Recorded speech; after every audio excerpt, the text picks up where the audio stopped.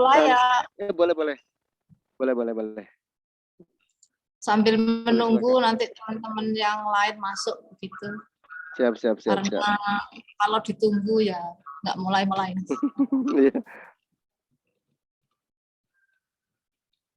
Baik, terima kasih. Assalamualaikum warahmatullahi wabarakatuh. Waalaikumsalam warahmatullahi wabarakatuh. Bismillahirrahmanirrahim. Alhamdulillahirabbil alamin. Wassalatu wassalamu ala asrofil anbiya'i wal mursalin sayyidina wa maulana Muhammadin wa ala alihi wa ashabihi ajmain. Rabbi shrah li sadri wa yassir li amri wahlul 'uqdatam min lisani yafqahu qawli. Yang terhormat Bapak Dr. Haji Ahmad Fatoni Rodi, MPD, selaku Rektor Universitas Ma'arif Masih-Matik Sidoarjo, Bapak Ibu dosen yang hadir, Bapak Ibu DPL, yang mungkin mudah-mudahan kami doakan bisa segera bergabung jika tidak ada uzur atau halangan.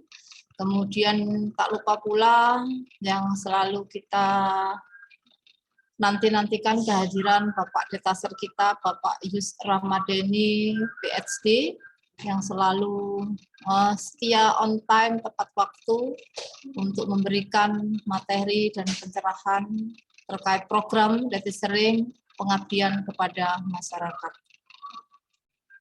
Syukur alhamdulillah senantiasa kita panjatkan kepada Allah Subhanahu wa taala, Tuhan yang Maha Esa, bahwa siang ini kita bisa bertemu secara maya melalui layar Zoom dalam kondisi yang sehat walafiat, limpahan taufik rahmat dari Allah Subhanahu wa taala selalu menyertai kita semuanya.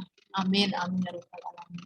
Salawat serta salam semoga tercurah kepada junjungan kita Nabi besar Muhammad sallallahu alaihi wasallam yang telah membimbing dan membawa kita kepada zaman yang terang benderang, dan semoga kita selalu mendapatkan syafaatnya hingga akhir zaman. Perlu kami sampaikan kepada Pak Rama selaku Detaser program Detesering pengabdian kepada masyarakat. Mungkin yang hadir untuk saat ini masih 6 orang.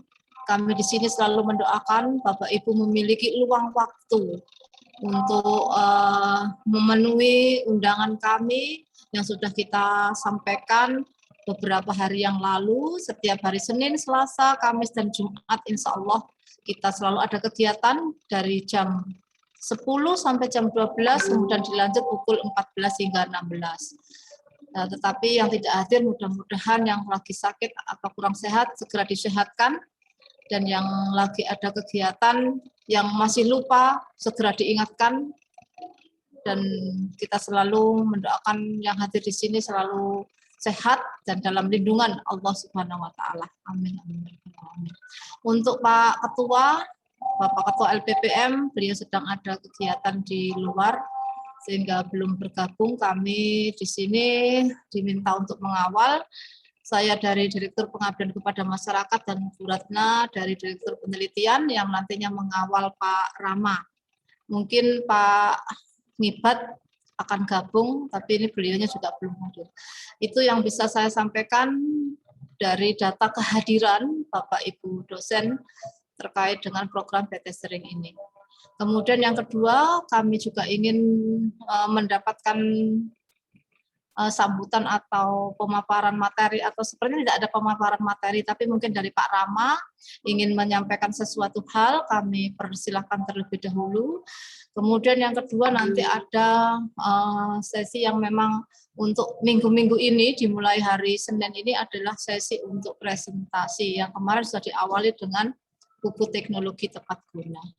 Mungkin itu dari saya selaku moderator. Kami berikan waktu sepenuhnya kepada Pak Yus Ramadeni untuk memulai sesi program Detesering pengabdian kepada masyarakat. Kami persilahkan. Ya, bismillahirrahmanirrahim. Assalamualaikum warahmatullahi wabarakatuh. Waalaikumsalam warahmatullahi wabarakatuh.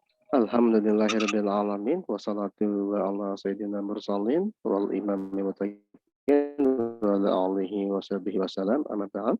Segala puji bagi Allah yang telah memberikan kita nikmat sehat, nikmat iman, dan nikmat bisa berkumpul dan bersilaturahmi dengan Bapak Ibu yang berbahagia, Bapak Ibu yang luar biasa.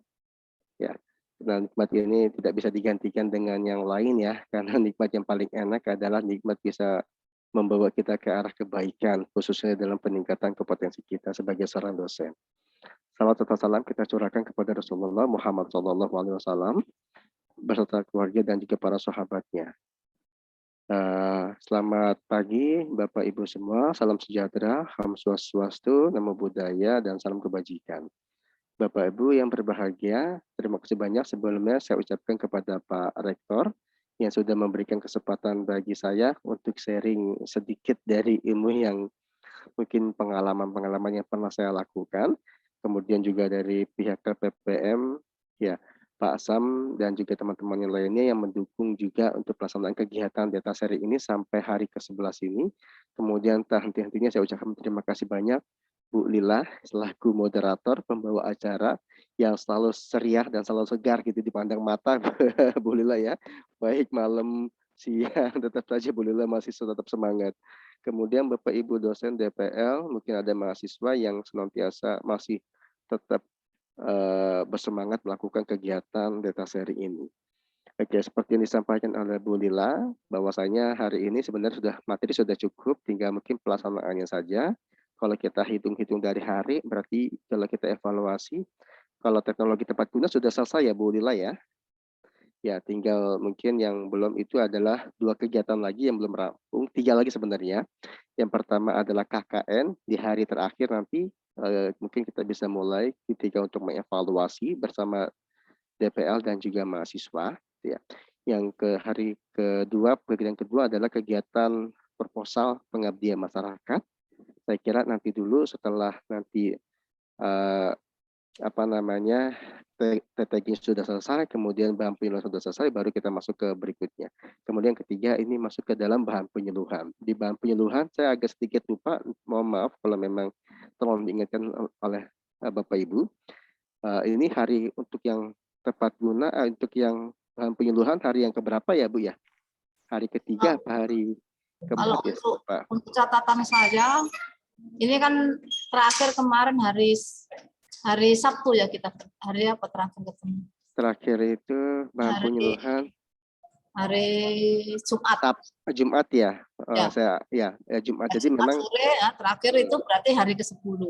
Itu yang saya catat itu 10 hari untuk proposal pengabdian, satu hari untuk pelatihan KKN tematik utama mahasiswa, kemudian 4 hari buku penyuluhan. Itu Jumat.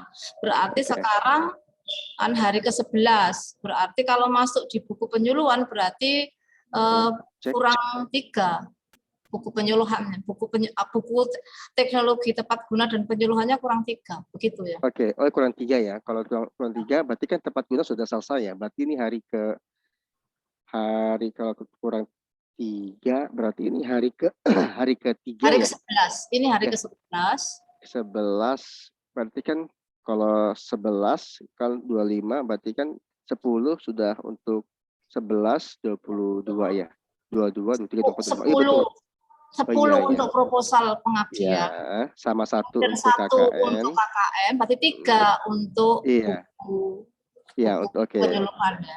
Oke, jadi mungkin hari ini adalah hari ketiga ya, hari ketiga dari materi bahan penyuluhan. Oke, pas berarti. Jadi hari ketiga ini merupakan hari evaluasi Bapak Ibu untuk sharing ke kami semua berkaitan dengan bahan evaluasi yang sudah pernah dilakukan atau yang sudah akan dilakukan ya, atau yang akan dilakukan terkait dengan posisi di pengabdian masyarakat gitu. Sebenarnya seperti yang saya ungkapkan juga bahwasanya bahan penyuluhan memang belum tidak ada baku standarisasi, tetapi yang umum yang ada sudah saya pernah sampaikan juga. Mohon maaf saya share screen ya.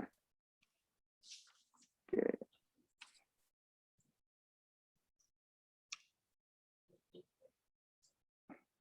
Oke, berarti ini hari ketiga ya, ke-part 3 untuk bahan penyuluhan. Berarti bahan penyuluhan masih ada sisa 2 hari lagi setelah ini ya, 3 hari ini 3 hari lagi setelah ini. Oke. Oke, good. Bahan penyuluhan, berarti kita masuk ke hari ketiga rencana kegiatan program bahan penyuluhan peserta bagian pertama. Jadi Bapak Ibu diminta untuk memberikan bahan-bahan penyuluhan apa saja yang sudah pernah Bapak Ibu lakukan atau yang akan Bapak Ibu lakukan. Oke. Nah, untuk bahan penyuluhan sudah saya sampaikan juga materinya terkait dengan bahan penyuluhan, ya. Oke. Nah, seperti mungkin flyer kegiatan penyuluhan itu kalau sudah dilakukan, kemudian materi kegiatan penyuluhan. Nah, ini materi ini agak sedikit unik. Sebenarnya materi itu bisa berupa PowerPoint gitu ya, atau mungkin manual book, atau buku panduan atau handbook. Nah, tergantung dari Bapak Ibu memilikinya yang mana. Yang pasti kesemuanya diperlukan dalam usaha untuk memberikan penyuluhan ke masyarakat.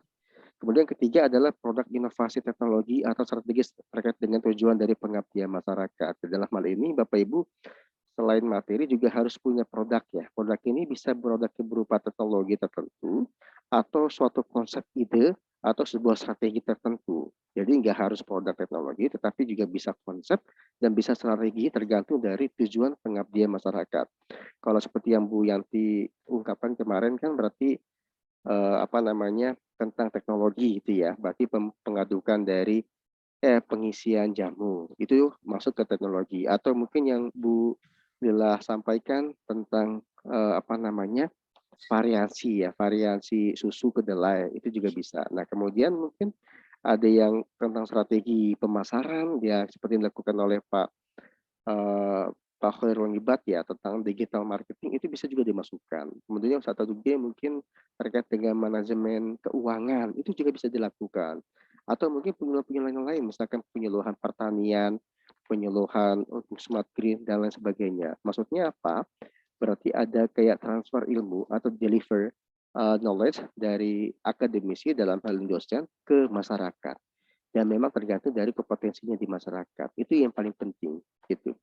Kemudian juga harus punya schedule kegiatan pelaksanaan yang disesuaikan ya dengan kondisi mitra, bisa daring maupun luring. Kemudian kelima memang kegiatan evaluasi dan feedback dari kegiatan penyuluhan dari mitra. Jadi, nah ini poinnya sebenarnya untuk bisa mengetahui apakah tingkat penyuluhan kita ini berhasil atau tidak, tepat sasaran atau tidak. Nah ini harus juga dievaluasi Bapak Ibu ya. Biasanya kalau untuk dievaluasi ini dilakukan setelah pelatihan, entah itu melihatnya dari segi pemahamannya ya, on the spot pemahaman dari masyarakat ya terkait dengan materi pelatihan, atau mungkin memang perlu waktu tertentu. Jadi ketika pelatihan dikasih metode, dikasih strategi, kemudian untuk penerapannya kan nggak mungkin hari itu juga, diperlukan suatu waktu tertentu, dan waktu tertentu ini dilakukan evaluasi kembali gitu ya, evaluasi terkait dengan strategi. Nah, ini bisa dilakukan. Nah, untuk formatnya ini mungkin disesuaikan dengan kondisi dan juga disesuaikan dengan topik dan produk yang diberikan oleh Bapak Ibu ke mitra atau dalam hal ini adalah masyarakat. Nah, contoh misalkan dilakukan oleh Pak Khairul ya terkait dengan digitalisasi atau marketing ya, digital marketing itu memiliki instrumen tersendiri untuk menyatakan bahwasannya paham atau tidak nih dalam materi pembukuan, materi bukunya itu juga bisa dilakukan gitu. Nah, itu yang bisa saya coba sampaikan ya terkait dengan bahan-bahan penyuluhan di pengabdian masyarakat. Ya, saya dapat informasi juga dari Bu Dila, luar biasa terdepan juga Bu Dila sudah selesai mengerjakannya ya Bu Dila ya. Oke. Nah, mungkin silakan Bu Dila, itu yang kalau saya lihat dari panduan dan juga dari materi-materi yang bisa saya sampaikan. Mungkin lebih teknisnya saya langsung coaching kepada esensi dari bahan penyuluhan itu sendiri. Jadi persilakan ke Bu Lina. Baik, terima kasih. Itulah tadi Bapak Ibu telah diulas kembali terkait dengan hal-hal apa saja yang perlu dipersiapkan untuk bahan penyuluhan. Terima kasih atas kehadiran para DPL yang baru masuk, ada Bu Rizka, kemudian Pak Fatih, Bu Asri, ini adalah para DPL. Kemudian juga ada Pak Cip dari kemahasiswaan ya Pak Cip ya. Selamat datang Pak Cip. Terima kasih rawuhnya. Terima kasih bergabung pada siang ini. Kami sampaikan kepada Bapak Ibu sekalian, mungkin yang pertama ini kami menunjukkan dulu Pak Rama terkait Hmm. dengan bahan penyuluhan yang sudah kami buat. Oke. Begitu. Nah, mohon nanti hal-hal apa saja yang perlu kami benahi. Begitu juga dengan Bapak Ibu yang nantinya mungkin sudah siap, para DPL yang sudah siap bersama mahasiswanya juga kami persilahkan. Artinya mudah-mudahan pelatihan atau pendampingan dari Pak Rama terkait dengan bahan penyuluhan itu bisa lebih dari 2 ya, ada 3 atau 4 gitu, sehingga nanti kalau ada hal-hal yang perlu direvisi segera bisa disampaikan karena masih ada waktu 3 kali pertemuan lagi gitu Bapak Ibu peserta. Baik, izinkan Pak Rama untuk share screen bahan penyuluhan sesuai dengan bahan-bahan penyuluhan yang diinginkan, yaitu pertama flyer yang harus dipersiapkan. Artinya ini adalah sebagai media informasi kepada masyarakat atau khalayak yang menjadi sasaran untuk kegiatan tersebut. Ini boleh di-share ya Pak Rama? Boleh, silakan Bu. Memang kalau dari hasil diskusi dengan Pak Khairul Muibat, bagaimana kegiatan penyuluhan ini digunakan juga untuk melihat dan mengevaluasi kegiatan yang ada di KKN. Saya kira ini bisa inherent atau bisa sesuai dan selaras gitu ya Bu Dila ya. Jadi memang kalau memang Bapak Ibu DPL memiliki kegiatan penyuluhan atau kegiatan untuk pendampingan, tentu ya pendampingan, itu bisa juga di-share di sini sehingga nanti kita akan coba melihat bahwasannya seperti apa nih, kan biasanya kan untuk kegiatan penyuluhan hanya sebatas kegiatan saja Bu Dila ya, kegiatan, pelaksanaan kegiatan, foto-foto, laporan selesai. Tapi bagaimana kegiatan ini bisa memberikan efek yang baik gitu, misalkan kita bisa mengevaluasinya, bisa digunakan datanya untuk jurnal gitu kan, kemudian juga bisa kita gunakan datanya mungkin untuk hal yang lain yang memang untuk BKD atau mungkin bisa jangan-jangan bisa kita juga dibuat paten gitu kan kalau misalkan kita memandang bahwasannya kegiatan penyuluhan ini membentuk suatu produk dan produk ini sangat berhubungan dengan masyarakat dan belum ada yang ada di masyarakat, baru hanya kita saja, ini bisa juga. Jadi sebenarnya kegiatan ini juga nggak kalah pentingnya dengan TTG dan juga dengan KKN ya Bu Lila gitu. Jadi dipersilakan. Ya silakan Bu Lila, mangga. Monggo.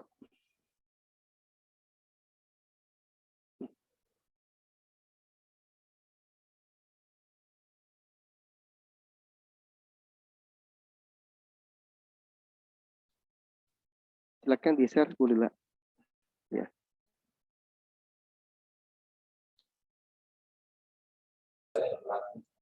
Mohon ditunggu sebentar Prof sambil Ya. Nah, untuk materi sendiri sebenarnya banyak beragamnya ya Bu Lila ya. Bisa jadi ke PowerPoint, juga bisa ke handbook, tapi lebih enak sih ke handbook ya. Saya cek satu-satu aja yang tadi dari Pak Rama sampaikan kan ada flyer. Jadi kami jelaskan ini keterlibatan mahasiswa tidak pada program KKN karena ini dilaksanakan pada bulan Mei, yaitu kerjasama antara bidang kemahasiswaan dengan lembaga penelitian dan pengabdian kepada masyarakat. Saat itu mahasiswa dari berbagai macam UKM yang tergabung dalam BEM itu mengadakan kegiatan Bingkai Ramadan. Nah, ini Ramadan ceria, mari berbagi di situasi pandemi. Ini flyer yang kami sebar kepada masyarakat. Nah, ini bentuk flyernya. Kemudian saya tutup ya Prof. Jadi artinya kan kami sudah menyiapkan flyer sebagai salah satu media informasi kepada masyarakat, baik itu masyarakat institusi UMA sendiri dan masyarakat luar tentunya. Kemudian ini materinya.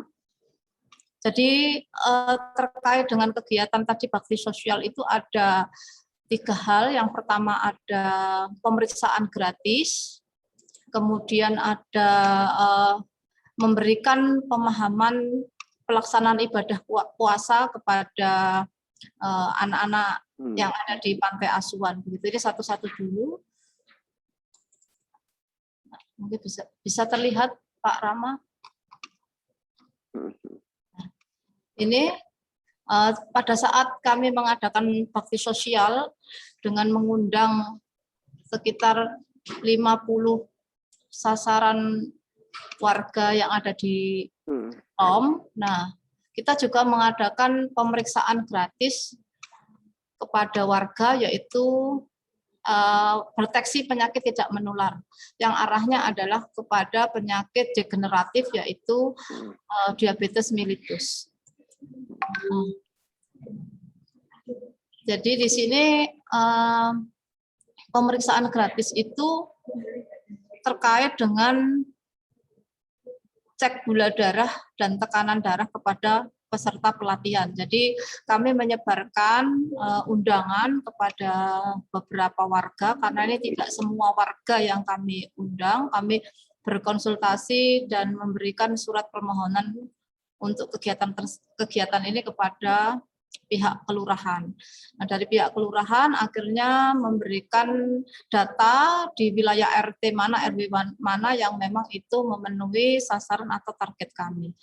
Nah, ini jumlah pesertanya dibatasi karena terkait dengan protokol kesehatan, kita hanya mendapatkan jumlah kuota 50 orang.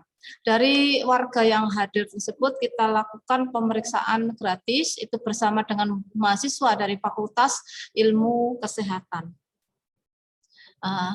Tujuan daripada pemeriksaan gratisnya hanya ada 2 saja, yaitu tekanan darah dan gula darah. Mungkin nanti next kita tingkatkan kepada pemeriksaan kolesterol dan pemeriksaan asam urat.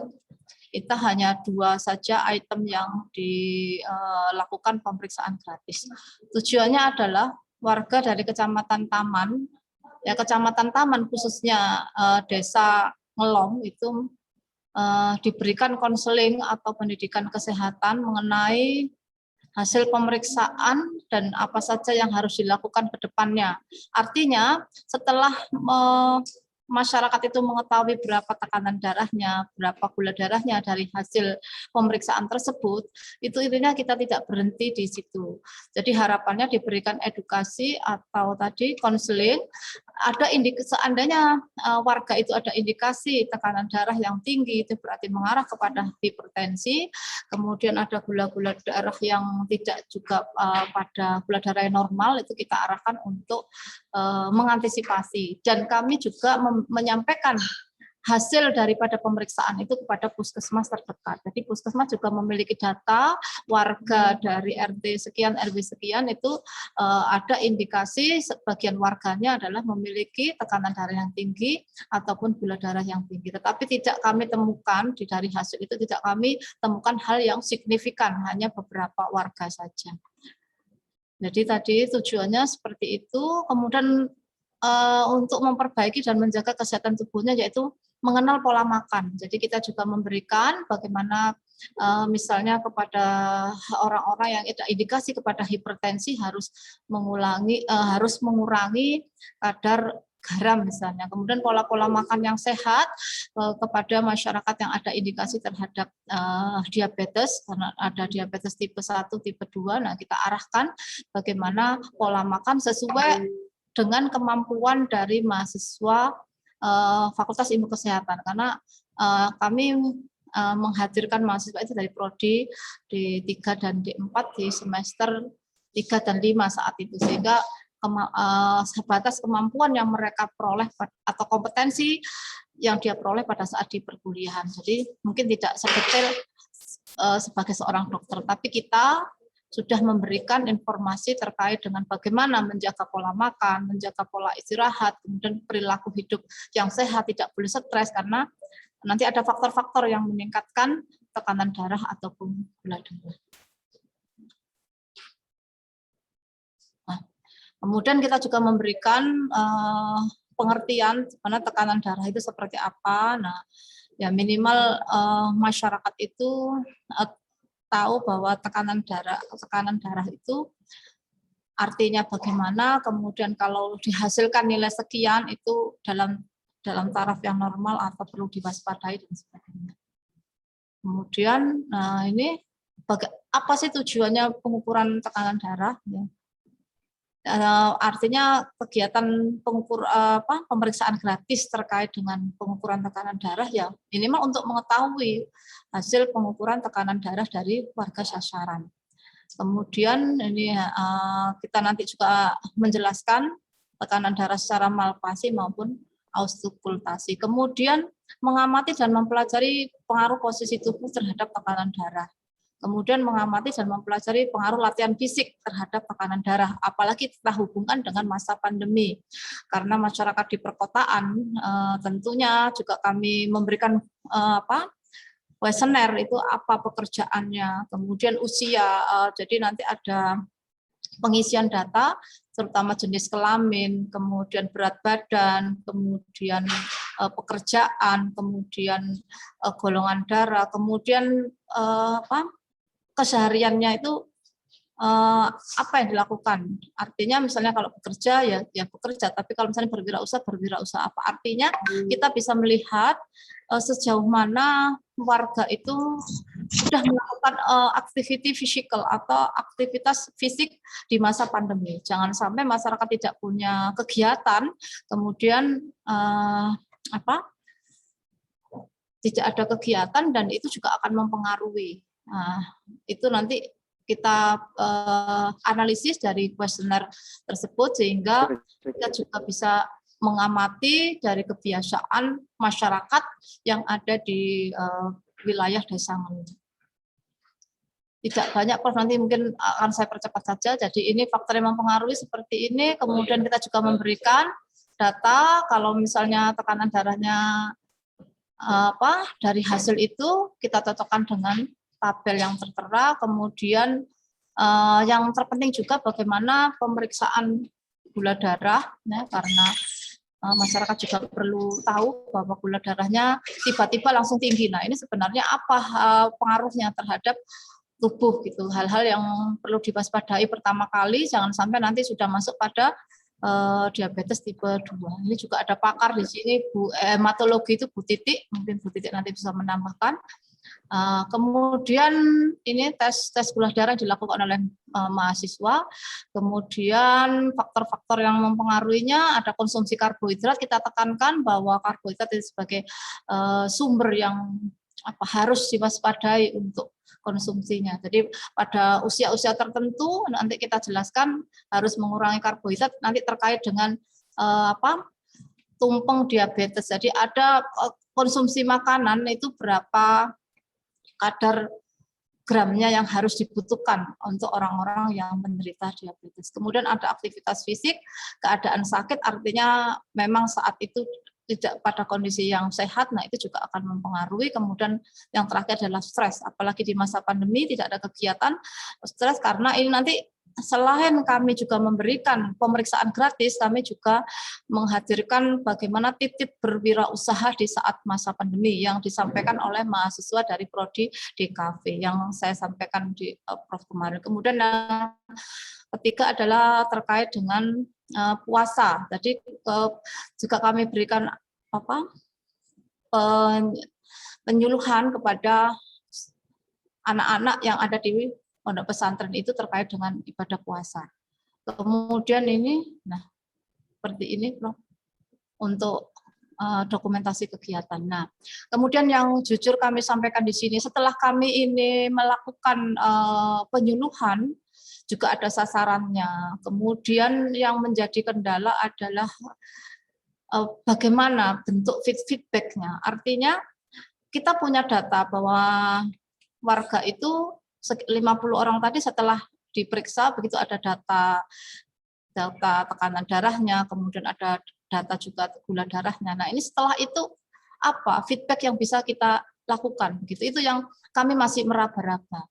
Kemudian kalau terkait dengan edukasi pengetahuannya mungkin bisa kami buatkan data, artinya misalnya masyarakat dari kuesioner yang diisi kami bisa, karena hanya sebatas melihat perilaku sehari-hari itu mungkin masih bisa. Tetapi kalau terkait dengan kesehatan itu feedbacknya seperti apa? Karena kita hanya sebatas memberikan edukasi. Apakah kita juga memberikan data ini kepada puskesmas terdekat? Itu memang sudah kami lakukan. Tapi ya mungkin belum ada action atau mungkin kegiatan di puskesmas sendiri sudah tinggi. Nah ini makanya kami masih bingung bagaimana terkait dengan kegiatan evaluasi yang harus kami lakukan itu.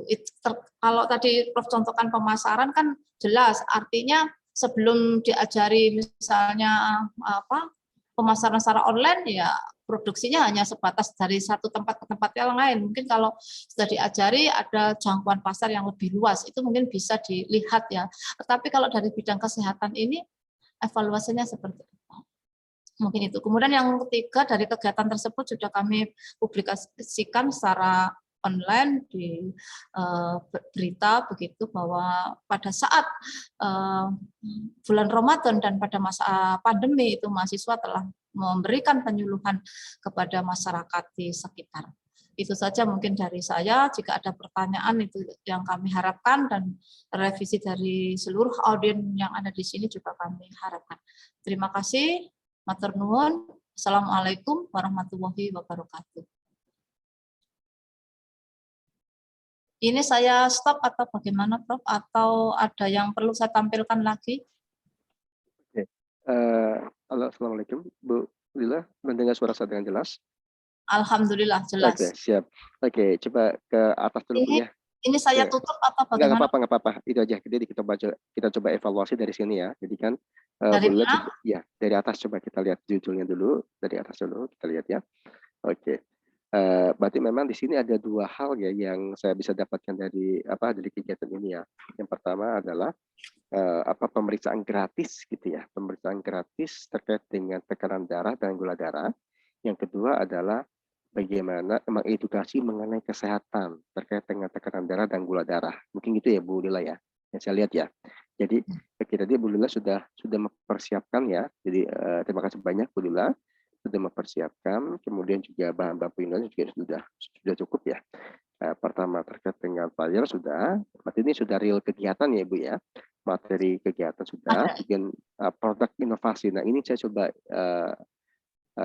bertanya ke Bu Lila, ini produk inovasi yang dikembangkan yang sebagai bahan untuk penyuluhan, ini apa Bu Lila? Misalkan apakah edukasinya atau mungkin apanya gitu. Baik, terima kasih.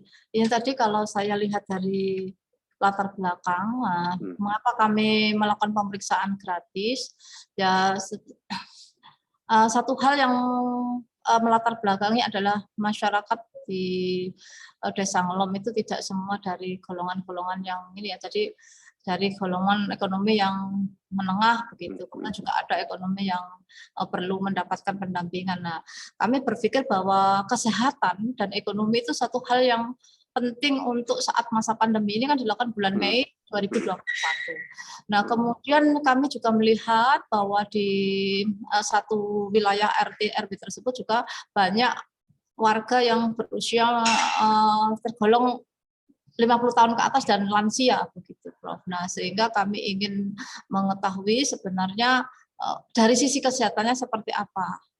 Hal yang kami lakukan adalah melihat tekanan darah dan gula darahnya itu sebagai indikasi awal begitu. Sebenarnya kami juga ingin melakukan tes kolesterol dan asam uratnya, tapi karena itu juga alatnya untuk biayanya terlalu mahal begitu. Nah, mungkin next time jika ada sponsor atau hal yang lain, mungkin itu akan kami lakukan. Jadi intinya hanya ingin mengetahui saja sebenarnya warga itu sudah empati terhadap dirinya sendiri atau seperti apa terkait dengan tekanan darah dan gula darahnya. Mungkin itu. Oke, berarti memang dalam hal ini penyuluhannya lebih bentuk ke edukasi gitu ya, edukasi dari penyuluhan, edukasi terkait penyakit yang tidak menular gitu ya. Kemudian praktikalnya meliputi pemeriksaan gratis. Jadi, tapi kan bukan hanya pemeriksaan saja ya Bu Lila ya, maksud saya juga ada materi, maksudnya ada penyuluhan, ada kayak bentuk kayak penyuluhan, ada bentuk cara-cara bagaimana sehat gitu ya, kemudian bagaimana menghindari cek gula, bagaimana supaya tekanan darahnya normal gitu ya Bu Lila kan ya. Jadi maksudnya nggak fokus hanya pada pemeriksaan biasanya. Betul, karena kami kan terbatas pada seorang analis Pak Rahmat. Kita juga tidak mendatangkan dari pihak puskesmas, kita hanya melakukan pemeriksaan gratis sebatas kompetensi yang dimiliki oleh mahasiswa kami. Jadi artinya kalau misalnya nanti kami tunjukkan ini ya, kami tunjukkan tabelnya, tabel pemeriksaan gratisnya. Kalau misalnya itu sudah normal antara tekanan darah dan gula darahnya, berarti ya sudah, berarti itu dipertahankan kan begitu. Berarti Bapak atau Ibu mempertahankan dari sisi misalnya pola makan, dari sisi aktivitas fisikalnya. Aktivitasnya apa Bu pagi? Oh saya selalu jalan-jalan dari ini sampai ke lapangan. Oh ya itu berarti kan sudah bagus. Kalau untuk makan saya sudah mengurangi, itu memang ditanya secara tanya jawab begitu. Oh makanannya bagaimana? Saya sudah mengurangi nasi, terus diganti pola makan apa? Saya diganti dengan makan umbi-umbian. Nah, berarti oh ya memang dia sudah punya pola makan yang sesuai dengan ini usia dan sebagainya. Jadi kan sudah ada backup terhadap kesehatan dirinya sendiri. Tapi kalau memang itu menemukan hal yang diduga tekanan darahnya sudah tinggi, gula darahnya sudah tinggi. Nah, ini kami upayakan memang data itu kami sampaikan kepada pihak kelurahan. Misalnya di daerah X ini ya RT ini ternyata banyak sekali kita jumpai data hipertensinya tinggi, tekanan darahnya tinggi, gula darahnya juga tinggi. Nah, ini bagaimana Pak? Ini mungkin Bapak ada solusi, kita akan bekerjasama dengan puskesmas terdekat gitulah. Kemudian kami juga ingin Pak langkah selanjutnya setelah diketahui itu kami juga akan melakukan penyuluhan selanjutnya, tidak pada pemeriksaan gratisnya karena sudah diketahui bahwa ada beberapa yang terlalu high. Nah, kami akan melakukan penyuluhan misalnya pada jus atau tanaman-tanaman herbal yang bisa menurunkan kadar tekanan darah dan gula darahnya. Misalnya kami akan memberikan penyuluhan misalnya tanaman kemuning dengan asam jawa. Nah, nanti kita bersama-sama membuat, kita minum sama-sama. Nah, itu juga sebagai salah satu usaha atau preventif untuk menurunkan gula darah dan tekanan darah secara herbal. Karena ya tadi kami juga kesusahan kalau harus bekerjasama dengan puskesmas kan tidak harus hari itu juga atau seminggu lagi, kan butuh waktu begitu. Dan selama ini saya tanya memang belum ada, jadi warga harus datang sendiri ke pihak puskesmas terdekat untuk mengetahui pemeriksaan gula darah ataupun tekanan darahnya. Kemudian mungkin kalau bicara tentang feedback, jadi saudara targetan dari penyuluhan ini adalah bagaimana memberikan pemahaman kepada masyarakat untuk hidup sehat gitu ya Bu ya, untuk hidup sehat. Jadi kemudian data-data yang diambilnya itu kan berarti data sebelumnya Ibu sudah dapat data belum? Data-data terkait dengan penyakit-penyakit yang ada di desa Nyerlem Megare ini? Data itu kami dapatkan mahasiswa yang mendatakan. Itu pada saat pemanggilan. Jadi kan pada saat hari H begitu. Jadi mungkin ini bagaimana nanti apakah itu memang benar atau sebenarnya ya harusnya sebelum kegiatan itu dilaksanakan sudah menyebar kuesioner gitu. Tapi karena keterbatasan dan waktu dan sebagainya, dan mungkin itu juga masih idenya baru muncul, tapi kami tetap melakukan itu. Tolong ini. Jadi nanti ada buktinya di laporan kegiatan, tidak pada PPT-nya. Jadi itu sudah didata. Tadi itu misalnya selama ini sudah punya penyakit apa begitu, yang sering sudah ada kuesioner ya Bu ya, Bu Lila sudah ada kuesioner ya berarti ya, sudah ada kuesioner. Tidak kuesioner, hanya berupa data begitu, nama, kemudian usia, kemudian pekerjaan, dan terus mungkin ada gejala-gejala yang pernah dirasakan.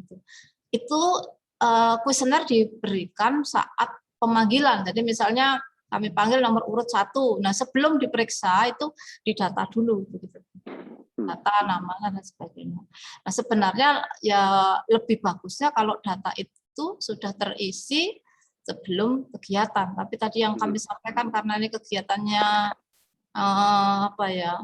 insidental mungkin, jadi tidak sampai Oke. Nah, kemudian yang kedua, jadi kalau kita mau lihat bahwasannya kan berarti harus ada feedback atau mungkin side effect dari penyuluhan gitu ya. Jadi kan melakukan kegiatan pemeriksaan gratis, melakukan penyuluhan dari segi kesehatan. Nah, tag-nya itu ada tidak, Bu Lila? Jadi ada follow up-nya gitu. Follow up ini berkaitan dengan masalah yang pertama, evaluasi materi, apakah ngerti atau tidak masyarakat tersebut gitu. Maksudnya kan Bu Lila dan tim itu kan memberikan pemateri pelatihan bagaimana menjaga hidup sehat, bagaimana supaya gula darah dalam diri kita berkurang gitu dan terlalu tinggi, bagaimana mengurangi tekanan darah bagi orang-orang penderita tekanan darah tinggi dan lain sebagainya. Nah, ini kan sudah memberikan pelatihan, kemudian pelatihan itu kan pasti ada kayak semacam instrumen untuk mengevaluasinya atau asesmennya. Nah, ini juga penting gitu. Jadi untuk melihat bahwasanya apakah asesmen yang sudah dilakukan atau belum. Yang kedua adalah, nah tadi materi pelatihan sudah disampaikan, kemudian setelah dari pelatihan tersebut, kemudian pernah nggak ada ketemu lagi atau mungkin ada data dari lain mungkin untuk follow up lagi gitu, follow up lagi apakah dengan pelatihannya ada, dengan kegiatan ini tetap bisa menjaga kesehatan atau enggak mungkin gitu ya Bu Lila ya. Maksudnya supaya dapat sebelum dan sesudahnya kelihatan efeknya seperti apa dalam jangka panjang, kemudian juga bisa dapat data yang real, maksudnya bahwasanya kegiatan penyuluhan ini berhasil gitu. Kenapa? Mungkin ternyata sudah mulai masyarakat sudah mulai berusaha untuk menjaga hidup sehat gitu kan dengan menjaga makan atau mungkin dengan melakukan rutin olahraga atau mungkin ternyata dari kegiatan ini timbul inisiatif dari masyarakat untuk mungkin bersepeda bareng atau program sepeda bareng atau mungkin program-program ya memang kaitannya dengan olahraga atau mungkin bersih-bersih gitu ya. Seperti itu Bu Lila. Jadi apakah itu sudah dilakukan atau memang belum ya? Belum ya berarti ya? Jadi saya kemarin semalam itu baru sadar ternyata ya oke lah kalau ada kata terlambat ya, artinya tadi yang saya garis bawahi dari apa yang disampaikan Pak Rama, data kami punya data awal, tetapi setelah itu diapakan data ini juga belum ya. Kemudian yang saya tertarik adalah tadi, berarti kegiatan ini harusnya berkelanjutan. Jadi nantinya kami akan pertama adalah membuat surat gitu. Ini mungkin awal saat bulan Mei, mungkin kami akan kegiatan lagi pada saat memperingati hari apa gitu, mungkin hari bulan-bulan misalnya bulan Desember, hari Ibu atau bagaimana, akan kami tindak lanjuti karena gitu. Artinya kita tidak bisa membuat follow up atau tadi yang dikatakan Pak Rama adalah kita bisa bertemu lagi dengan masyarakat ini atau mungkin masyarakat yang lain yang belum dilakukan pemeriksaan. Ini kan hanya 50 orang. Saya kira warga di situ sangat padat merayap begitu, Pak Rama. Jadi terima kasih. Kemudian model ini yang kami pertanyakan model apa ya asesmennya itu seperti apa? Apakah itu pertanyaan yang menjurus kepada kesehatan? Karena kan tidak semua masyarakat di situ memahami dengan pertanyaan yang kami beri. Itu saja. Oke, kalau model jadi mungkin asesmennya itu ada dua ya saya lihat ya. Asesmen yang pertama asesmen untuk memahami materi gitu ya. Untuk memahami materi. Jadi sejauh mana sejauh mana warga itu memahami materi pelatihan yang kita berikan. Ya mungkin kalau ada sebelumnya mungkin ada prioritas, ada postas gitu ya. Misalkan terkait dengan apakah Bapak Ibu tahu tentang penyakit gula darah, kemudian sejauh mana Bapak Ibu mengetahuinya gitu kan, kemudian apakah pernah melakukannya gitu, kemudian bagaimana apakah Bapak Ibu sudah pernah berolahraga, apakah rutin dan sebagainya. Memang poinnya adalah bagaimana Ibu mengetahui tingkat partisipasi masyarakat terkait dengan pemahaman materi. Menurut dia adalah tingkat partisipasi masyarakat terkait dengan pelaksanaan kegiatan penyuluhannya gitu. Jadi diharapkan ketika materi sudah paham gitu ya, kemudian apa yang diberikan oleh tim itu sudah jelas dan juga masyarakat ternyata dari 50 45 skornya nilainya di atas rata-rata, misalkan di atas 80. Berarti kan sejauh ini materi sudah paham. Nah, sudah materi paham, tinggal mungkin ke actionnya gitu, ke follow up-nya. Action follow up ini adalah sejauh mana sustainnya materi itu dilakukan aktivitas sehari-hari. Jadi maksudnya dari materi yang sudah ada, apakah dari pemahaman tersebut efeknya, punya efek ya terkait dengan aktivitas, merubah aktivitas kegiatan sehari-hari gitu, yang memang untuk kesehatan.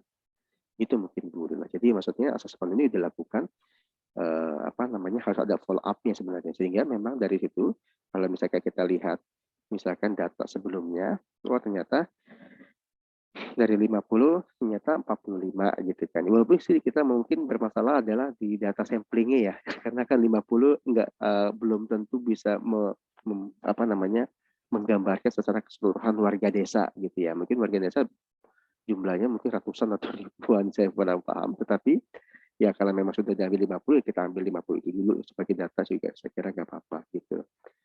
Nah, kemudian sudah dilakukan, nah kemudian dilakukan penyuluhan, kemudian setelah penyuluhan seperti apa itu harus ada follow up-nya gitu, sehingga hasil penyuluhannya atau feedback penyuluhannya, dampaknya itu berhasil gitu. Misalkan ternyata misalkan dari 50 itu yang kena gula darah, misalkan beberapa, misalkan dari 50 misalkan 10 atau 20 gitu, 20 orang yang kena. Nah, ketika ada penyuluhan, kan di penyuluhan kan di dalamnya kan terkait dengan mengantisipasi penyakit tersebut gitu ya. Kemudian bagaimana menjaganya. Nah, kita lihat mungkin dalam kurun waktu beberapa bulan ke depan, dicek kembali 50 orang itu. Dari 50 ini apakah ternyata sama saja atau making worse atau making bad apa semakin buruk, atau mungkin sudah bisa mungkin dari 20 yang terkena mungkin tinggal 10 gitu. Nah, ini jadi tingkat keberhasilan ini yang dijadikan sebagai data untuk penulisan artikel sebenarnya sih ya, yang saya kan perlu ada itu ya, sebelum dan sesudah treatmentnya seperti apa gitu. Kalau boleh tahu sebenarnya untuk kuesioner atau ya pengisian tadi itu sebelum atau pada saat kita melakukan pemeriksaan? Saya kira bisa dilakukan sebelum dan sesudah ya. Ya maksudnya gini, kan ada post-test, ada pre-test, tapi yang lebih bagusnya sih sebenarnya, yang lebih bagusnya ada post-test, ada pre-test gitu kan. Pre-test dulu dibuat, kayaknya pastikan kita lihat ternyata dari pre-testnya dari 50 yang paham tentang terkait dengan materi cuma 20 gitu ya. Wajar ya, kan memang belum ada materi. Dan kemudian kita lakukan post-test gitu. Kita training, kita pelatih, kita latihkan gitu. Kemudian dari 10 ternyata meningkat jadi 40 yang menerima. Oh, berarti materi pelatihannya berhasil gitu memahamkan.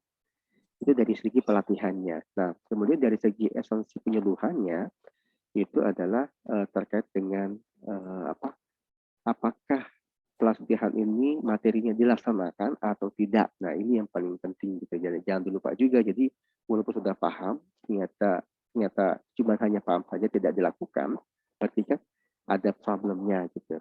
Problem ini misalkan mungkin karena susah untuk melakukan kegiatan atau untuk menjaga kesehatan, atau mungkin hanya sebatas tahu saja atau paham saja, tetapi untuk prakteknya enggak. Nah, ini yang mungkin bisa kita telusuri sama-sama dan kita evaluasi sama-sama, Bu Lila. Baik, terima kasih Pak Rama. Jadi nanti jika ada next ada kegiatan lagi atau data yang sudah ada ya tetap kita tetap kita olah gitu. Walaupun memang tadi ada beberapa hal yang memang keterbatasan kekurangan informasi kami. Terima kasih. Ya, mungkin itu juga seringkali dilakukan Bu Lila ya, bukan hanya dari kegiatan ini saja, tapi saya kira juga kegiatan-kegiatan yang lainnya yang lebih mirip ke pengabdian masyarakat, itu kadang-kadang hanya sebatas datang, penyuluhan, foto-foto, selesai gitu ya. Ya misalkan ya sama seperti yang dilakukan oleh saya juga, atau mungkin teman-teman dari saya juga ya, seperti itu. Tapi memang maunya kan adalah bagaimana secara tingkat keberhasilan dari ini bisa terjaga gitu. Jadi bukannya sebatas pemenuhan laporan saja, tetapi lebih jauh dari itu gitu. Sehingga nanti kan kita bisa uji, wah ternyata dengan metode seperti ini, pelatihan metode seperti ini, ternyata berhasil nih gitu. Dari 50 ternyata setelah dikunjungi kembali ternyata dari 50 sehat semua gitu. Berarti kita bisa terapkan dengan model yang sama, metode yang sama ke tempat yang lain. Nah, ini data yang penting itu. Data yang penting bisa ditulis dari kalau jurnal itu kan memang harus ada yang terbarunya ya, efeknya ya, side effect-nya. Nah, kalau untuk sebatas deteksi penyakit untuk pemeriksaan saya kira itu agak sedikit sulit untuk memasukkan di jurnal. Tetapi kalau bicara tentang bagaimana merubah mindset, merubah aktivitasnya, nah ini yang akan menjadi bagian yang bagus untuk dalam penulisan di jurnal. Gitu. Saya sih melihatnya seperti itu. Yang saya lihat memang belum ada sustain atau mungkin belum ada follow up-nya atau yang Bu Lila sampaikan kegiatan ini gitu ya, Bu Lila. Jadi dari seluruh rangkaian sepertinya hanya sebatas pada itu tadi PPT awal begitu. Nah, jadi untuk feedback juga perlu kami pikirkan. Jadi pada saat action pelaksanaan metode pelaksanaan itu harus kami jelaskan begitu Pak Rama. Artinya kan tadi seperti pengambilan kuesioner atau ada pretest, post-test itu sudah jelas di metode pelaksanaannya kapan dilaksanakannya sebelum pemeriksaan ataukah mungkin pada saat survei itu sudah sambil kita sebar begitu sampai kepada ini yang memang perlu kami diskusikan. Nah, berhubung untuk KKN ini adalah bentuk KKN kewirausahaan, tapi satu hal yang terkait dengan kesehatan saya kira juga tidak akan pernah berhenti ya. Jadi ekonomi yang maju juga ditunjang dengan kesehatan yang tangguh, kesehatan manusia-manusia yang sehat gitu artinya. Itu saja. Terima kasih. Gimana Pak Rama untuk ini sudah di stop atau? Ya, boleh. Nanti mungkin kalau laporannya Bu Lila ya, laporan kegiatan ini. Untuk yang pelaporan ke Pak Rama itu tadi ya, yang revisinya ya, yang kami perbaiki ya. Iya betul. Jadi coba diperbaiki. Nanti jadikan sebagai laporan untuk program DataShare ini. Gitu. Sebenarnya metode ini sebenarnya bagus untuk kalau misalkan dibawa ke UMKM, dibawa ke UMKM di kegiatan KKN ya, Bu Lila, gitu ya. Jadi jelas pendapatan. Kalau ini kan kesehatan kan agak sedikit perlu waktu yang lama. Nggak mungkin seseorang tuh bisa sehat dalam waktu sebulan atau 2 bulan gitu kan. Dan perlu ada treatment yang lama gitu. Nah, kita agak sedikit sulit untuk untuk mengevaluasinya gitu karena banyak variabel yang berperan di dalamnya, entah mungkin variabel keluarga atau mungkin variabel lingkungan masyarakat atau mungkin variabel pandemi dan lain sebagainya. Nah, beda halnya kalau misalkan usaha. Kalau usaha kan jelas di UMKM pendapatannya berapa gitu kan kalau untuk melihat evaluasi. Jadi akan lebih mudah. Jadi sebaiknya sebenarnya kalau untuk mahasiswa di KKN kegiatan khususnya untuk peningkatan produktivitas, peningkatan untuk benefit atau profit ke UMKM seharusnya dilakukan hal seperti ini ya Bu Lila. Jadi sebelum dan sesudahnya sebelum gitu kan kemudian dilakukan pendampingan, pelatihan, treatment dan lain sebagainya. Kemudian juga dilakukan perbaikan, kemudian dilakukan juga pendampingan yang intens, gitu. Kemudian dilakukan evaluasi. Nah, setelah itu hasilnya apakah ada perbedaan atau enggak, itu mungkin dilihat dari segi profit yang didapat atau mungkin dari segi banyak sih sebenarnya ya strateginya ya gitu, atau mungkin dari segi kepuasan dari pelanggan dan lain sebagainya. Ini akan lebih menarik kalau dibawa ke KKN. Baik, terima kasih Pak Rama. Izin saya stop. Siap.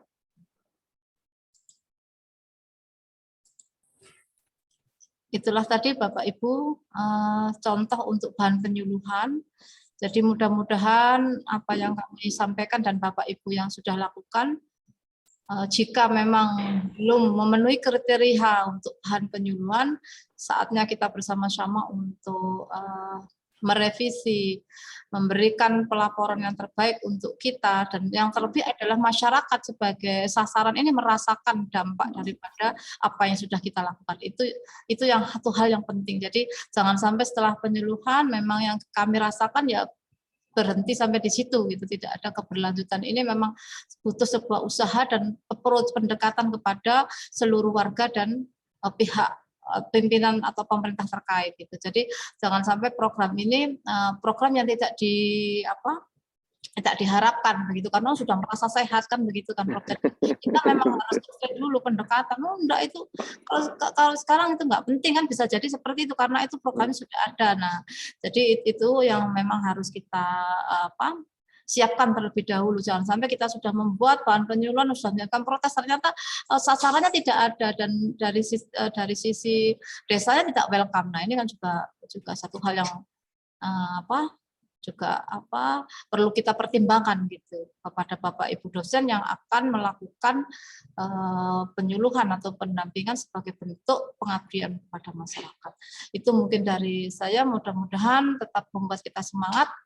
Sekarang kami lanjutkan kepada Bapak Ibu yang ingin berdiskusi dengan Pak Rama, mumpung ada detaser kita yang selalu siap merevisi dari apa yang Bapak Ibu buat untuk program ini, yaitu terkait dengan bahan penyuluhan. Kami persilahkan. Ini ada Bu Mahmuda izin bertanya. Mangga Bu Siti Mahmuda. Ya, dipersilakan Ibu. Siap-siap Ibu. Oke. Assalamualaikum warahmatullahi wabarakatuh. Waalaikumsalam warahmatullahi wabarakatuh. Begini Bu Lila, ini saya ini kan kemarin sempat ke Dinas Kesehatan untuk menanyakan izin edar berkaitan dengan pengajuan salah satu syarat khusus pengajuan sertifikasi halal. Untuk frozen food itu harus mengajukan melalui BPOM. Kemudian frozen food, minuman itu harus melalui izin BPOM. Sekarang semua diajukan dalam posisi online. Sedangkan untuk makanan kotak, catering, tempat saya ada satu, itu harus menggunakan izin laik sehat. Nah, di sini ada beberapa persyaratan. Salah satunya ada syarat memiliki pengetahuan higien, sanitasi makanan, baik bagi pengusaha dan penjamah makanan. Nah, tempat kita yang yang melakukan KKN kan ada mahasiswa dari kesehatan. Nah, apakah ini bisa menjadi bagian dari mereka untuk memberikan bagaimana cara sanitasi higien untuk makanan, terus kemudian penjamah di sini penjamah makanan Bu. Di sini juga penjamah, pengusaha dan penjamah makanan. Nah ini kan saya sendiri juga enggak tahu ini maksudnya yang di sini apa. Ini juga sedang saya tanyakan ke bagian dinas kesehatannya. Apakah ini bisa menjadi bagian yang akan diambil oleh mahasiswa bagian kesehatan? Mungkin bisa memberikan sedikit pengetahuan kepada masyarakat juga, terutama untuk UMKM yang ini yang catering. Jadi ini saya dapat data ini dari Dinas Kesehatan. Karena ini diajukan, ada pengajuan sertifikatnya lah. Kalau memang seperti itu, kenapa nggak UMAHA mengadakan ini, kemudian ada mengeluarkan sertifikat? Nah, artinya itu bisa jadi kelengkapan data buat mereka. Di UMAHA kan banyak dosen-dosen kesehatan. Nah, itu tadi kepikiran saya seperti itu. Terima kasih Pak. Itu sementara itu dulu yang saya tanyakan. Ini datanya dari Dinas Kesehatan gitu. Oke. Matur nuwun Bu Mahmudah, ini sudah konkret ya Pak Rama, konkret artinya di luar sana itu membutuhkan ya, membutuhkan tadi pengetahuan ya. Nah ini dibuktikan dengan apa tadi ada kalau memang kesehatan. Oke, ini tadi loh Bu yang memiliki pengetahuan tentang higien atau sanitasi kan begitu. Sanitasi kesehatan Bu. Betul. Sanitasi kesehatan. Di higien makanan, Bu. Higien sanitasi makanan bagi pengusaha dan penjamah. Apa itu, Bu? Penjamah itu paling saya ngincip-ngincipi itu paling. Penjamah makanan itu apa istilahnya? Enak juga ya jadi penjamah gitu ya, nyicip-nyicip. Iya. Mungkin bagian incip-incip mungkin, Pak. Itu yang paling seneng itu.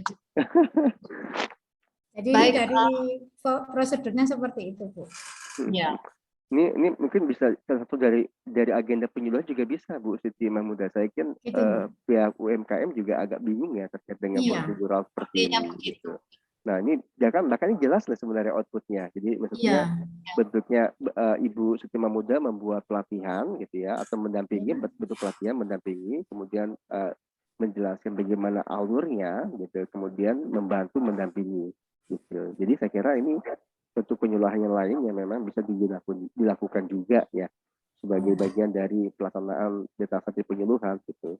Saya yakin UMKM itu nggak mungkin nggak sampai sejauh ini, harus ada izin edar, harus ada higienis, ada cicip-cicipan gitu kan ya. Saya kira ini perlu juga dari UMAHA juga, strategi UMAHA ya, kaitannya dengan saya kira mungkin dialami bukan hanya di grup Rumah Muda juga ya, tapi mungkin di kelompok yang lain. Jadi misalkan kalau memang permasalahannya sama, mungkin bisa membuat kayak penyuluhan bareng semua gitu. Jadi diundang semua UMKM dalam satu kegiatan, kemudian diundang juga dari BPOM-nya, diundang juga mungkin dari apa namanya, dari pembuat kebijakan dari BPOM atau mungkin dari yang lainnya gitu. Nah sehingga secara apa namanya pelatihannya sudah jelas gitu untuk diberi pengarahan. Nanti tinggal kelompok-kelompok yang kecil ini kan misalkan semua diundang satu forum gitu kan, semuanya UMKM.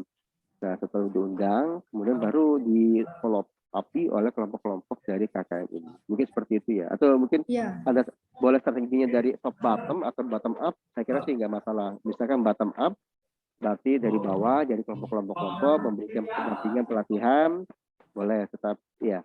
Tetapi mungkin memang itu agak lebih efektif ya. Tapi ada juga yang top bottom, misalkan dikumpulkan semuanya UMKM khusus untuk pelatihan bagaimana menerbitkan sertifikasi sehati ini top bottom, jadi semua dikumpulkan. Setelah itu dari UMAHA sendiri tersentral bikin pelatihan segala macam. Setelah itu di follow up oleh kelompok-kelompok yang ada di KKN. Nah ini akan lebih efektif gitu, Bu Lila. Ini menarik, ini kegiatan besar Bu Lila berarti ya. Ini langsung konkretnya, Prof. Artinya kan dibutuhkan. Tadi kan kalau saya tangkap kan harus ini, jadi UMKM itu harus memiliki ya Bu Mahmud, harus memiliki pengetahuan tentang hygiene makanan dan sanitasi kesehatan. Iya Bu, itu yang untuk laik sehat ya, itu untuk warung, ada permennya Bu. Jadi artinya kan kita punya fakultas ilmu kesehatan kan, begitu harapannya mungkin bisa berkontribusi terhadap pengertian hygiene makanan dan sanitasi kesehatan. Tetapi tidak juga seperti itu, karena di prodi Fakultas Ilmu Kesehatan khusus analis Pak Rama. Jadi tidak pada bidang gizi atau makanan. Jadi porsi terbesar adalah bidang analis. Jadi ini sebenarnya juga ada kaprodi dari D3 TLM, dan ini juga ada nih Pak Sungging, ada Bu Titi ya. Sepertinya selama yang saya pahami ada Permenkes Bu, ada Permenkesnya, Permenkes 1098 tahun 2011 dan 2003 yang boleh mengadakan. Bentar nanti tak bukanya dulu, isinya di mana itu. Ada aturannya. Itu Pak Rama, ini memang dibutuhkan, tetapi kalau memang tadi itu dari fakultas kami berkontribusi itu di sisi yang mana begitu, karena mungkin bisa saya sapa ya, saya sapa Pak Rama, apakah memang ada materi itu. Jadi bahan penyuluhannya nanti kan enak dari dosen-dosen fakultas kesehatan, bahasanya itu mahasiswa KKN kami kan sudah pas itu. Tetapi apakah memang ada materi tersebut dari fakultas gizi? Kalau gizi mungkin ada. Saya sapa ya Pak Sungging. Assalamualaikum. Halo, assalamualaikum Pak Sungging. Waalaikumsalam Bu. Pak Sungging, terima kasih atas kehadirannya, dan ada beberapa pertanyaan ini dari DPL Pak Sungging terkait dengan apakah ada materi atau kompetensi bagi mahasiswa D3 terkait dengan higien makanan dan sanitasi kesehatan, karena itu memang konkret, artinya yang mau diajukan ke BPOM dan untuk mendapatkan sertifikat halal itu salah satunya ada pengetahuan terkait hal itu. Apakah ada materi yang bisa ini ya berkontribusi terkait dengan higien dan sanitasi, Pak Sungging? Kalau untuk mata kuliah dari mahasiswa sendiri, sebenarnya sih ada, terutama ini terkait dengan hygiene ya. Hygiene berarti masuknya nanti di mata kuliah mikrobiologi, karena di situ nanti itu ada pengetahuan tentang bagaimana sanitasi dan hygiene, terutama untuk makanan dan minuman. Dan nanti juga mengarahnya juga ke mata kuliah kimia air, kimia makanan dan minuman, seperti itu. Sedangkan untuk sertifikasi halal mungkin sudah pernah didengungkan oleh Pak Rektor juga, bahwa ada subbagian kehalalan di UMAHA terutama ya, yaitu dipegang oleh Bu Dr. Siti Nurbusnul. Jadi mungkin nanti masalah halal itu bisa dibantu oleh beliau. Seperti itu, Bu Lila. Oke. Begitu ya Pak Sungging ya. Jadi ada ya Pak Sungging, cuman nanti konkretnya biar ini Bu Mahmuda ada sedikit harapan dan pencerahan. Ternyata masuknya di mata kuliah mikrobiologi, kimia air dan kimia makanan.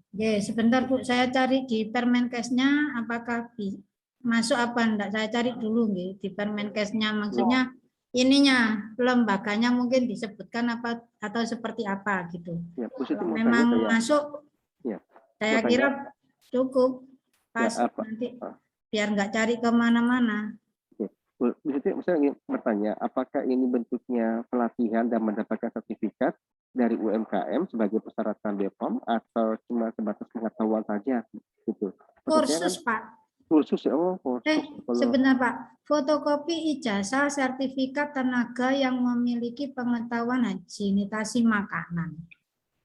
Oke, berarti kursus ya dalam hal ini memang ya, mereka kursus, harus ikut ke lembaga tertentu ya, yang tersertifikasi ya berarti. Nah.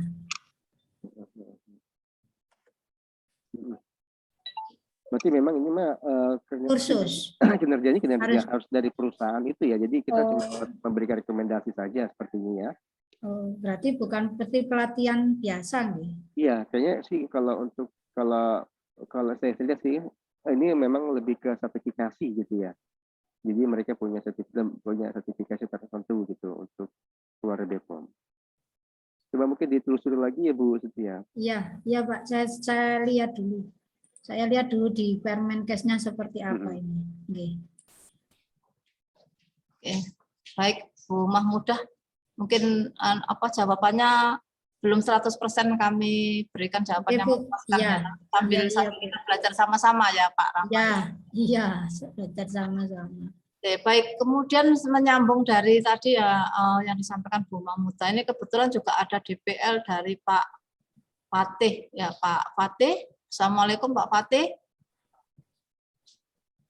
Terkait dengan tadi ada salah satu mahasiswa KKN yang bertanya kepada saya ya, karena produk makanannya ini mau diuji ke kadar karbohidrat, protein gitu. Nah, kebetulan memang di Fakultas Ilmu Kesehatan juga mahasiswanya memiliki sih kompetensi terkait bagaimana menentukan kadar karbohidrat dan proteinnya. Tetapi tadi yang saya sampaikan, benar apa enggak ini Pak Rama? Yang saya sampaikan tadi sebenarnya untuk karbohidrat dan protein apakah memang perlu disampaikan kepada masyarakat gitu, Bro. Artinya kan selama ini orang makan roti katakanlah, nah itu kan juga tidak pernah berpikir yang penting roti ini enak, empuk gitu kan, ya sudah makan aja. Apakah memang perlu untuk mengetahui kadar karbohidratnya atau proteinnya, karena biaya juga mahal begitu. Nah, akhirnya tadi saya sarankan tidak harus semua ini gizi itu diteliti begitu, dan apakah memberikan dampak itu terhadap masyarakat. Artinya apakah masyarakat itu juga perlu tahu bahwa tadi yang dibuat ini produknya kan roti. Apakah juga masyarakat itu roti A itu karbohidratnya sekian, proteinnya sekian, kan untuk KKN kan opsinya tidak harus seperti itu. Saya tadi menyarankan untuk mempertimbangkan kembali begitu, karena biaya selain mahal dan itu juga ada di laboratorium, Fikes juga ada di Baristan, Balai Penelitian dan Perindustrian begitu.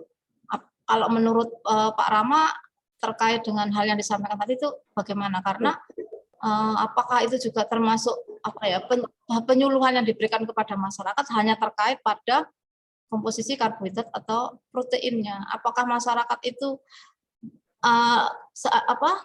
mestinya lebih daripada itu yang diharapkan, tidak hanya dari sisi karbohidrat ataupun proteinnya? Ini kebetulan ada ini DPL-nya Pak Ahmad Fatih Putra, itu mahasiswanya tadi berdiskus dengan saya seperti itu. Mohon pencerahannya. Terima kasih. Oke. Kalau saya mandangnya begini Bu Lila, jadi kan ini mah produk ya, produk suatu makanan. Saya memang mungkin masuk ke regulasi. Regulasi ini berkaitan dengan apakah memang ada kewajiban dari suatu perusahaan atau mungkin dari suatu industri atau dari UMKM untuk mencantumkan ingredients atau bahan-bahan yang ada di dalam makanan tersebut gitu. Maksud saya ini kan kita mau bicara tentang regulasi. Nah, saya takutnya karena kalau saya sih mandangnya kalau untuk sekedar untuk buat roti dan di pinggir jalan untuk makan, saya kira sih nggak perlu sampai sejauh itu gitu ya. Tetapi kalau kita sudah mulai berpikir lebih serius untuk pasarnya mungkin lebih luas lagi, kemudian pasarnya lebih ke mana, lebih ke orang yang terpelajar, dalam arti orang yang sudah paham tentang gizi gitu, saya kira ini memang perlu dipertimbangkan. Tetapi kalau misalkan pasarnya hanya sekitarnya anak-anak kos atau lingkungan yang memang pasar, saya kira enggak. Tapi kalau bisa bicara tentang produk, ya produk misalkan ada kemasannya, kemudian ada ada logonya gitu kan, dan mungkin punya kesempatan untuk melakukan ekspansi gitu ya.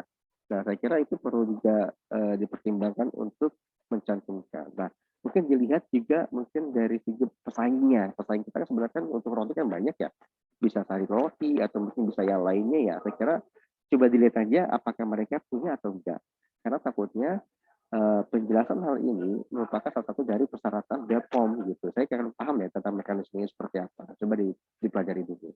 Itu mungkin ya begitu. Jadi kalau memang mau berpikir tentang ekspansi bisnis gitu, kemudian mau mengirim ke Indomaret gitu kan, atau mau bisnis dengan orang luar, atau mungkin berbisnis lebih lanjut lagi, bukan hanya sebatas di rumahan, bisnis rumahan yang memang hanya dikonsumsi oleh yang sekitar saja tanpa memperhatikan tentang izinnya, gitu, tanpa memperhatikan tentang kandungannya, saya kira sih nggak masalah. Tapi kalau mau mungkin bersaing dengan roti-roti yang sudah established gitu kan, perusahaan roti sudah established, misalkan sayur roti atau yang lainnya gitu kan, yang ada di Indomaret, saya kira itu perlu dipertimbangkan gitu. Itu mungkin dulu lah ya. Nah, mungkin penyuluhan kita sebenarnya ini kan kita memberikan, kalau penyuluhan itu kan memberikan supporting ya, memberikan pemahaman gitu. Jadi jangan pembiayaannya itu memang seharusnya bukan untuk pembiayaan ke kelompok KKN. Karena fungsi dari kelompok KKN ini adalah bagaimana memberikan dukungan yang supporting sesuai kebutuhan masyarakat, gitu, dan memberikan edukasi.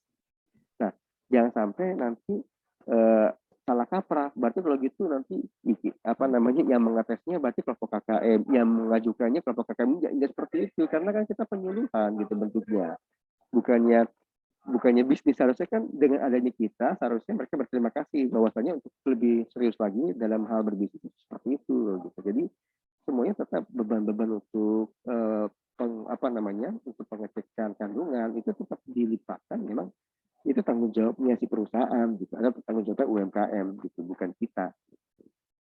Nah, karena kan kita kan cuma hanya sebatas penyuluhan Bu Lila ya. Jangan sampai nanti kita modalin, berarti kita modalin, kalau kita modalin nggak apa-apa, asalkan kita dapat poin saham gitu dari perusahaan tersebut gitu. Mungkin gitu Bu Lila ya. Terima kasih Pak Rama.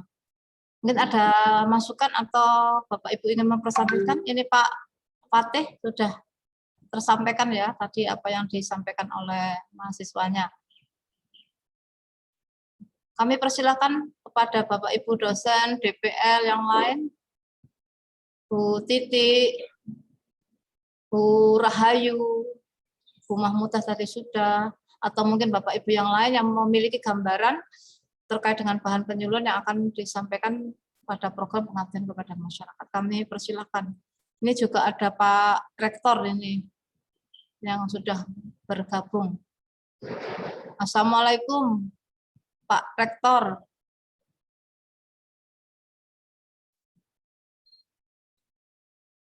Assalamualaikum.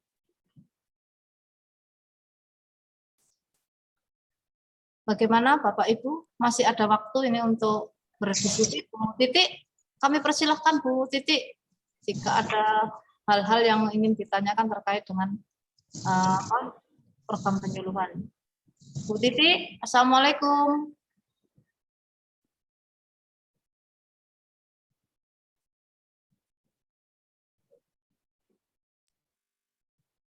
Atau mungkin Pak Sucipto dilihat dari ini.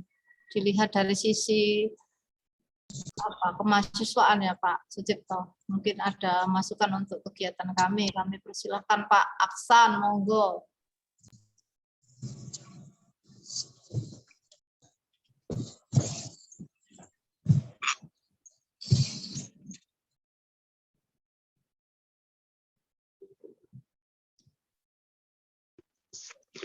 Assalamualaikum Bu Titik. Assalamualaikum Pak Rektor, mungkin bisa mendengar suara kami? Ya, saya dengar. Alhamdulillah.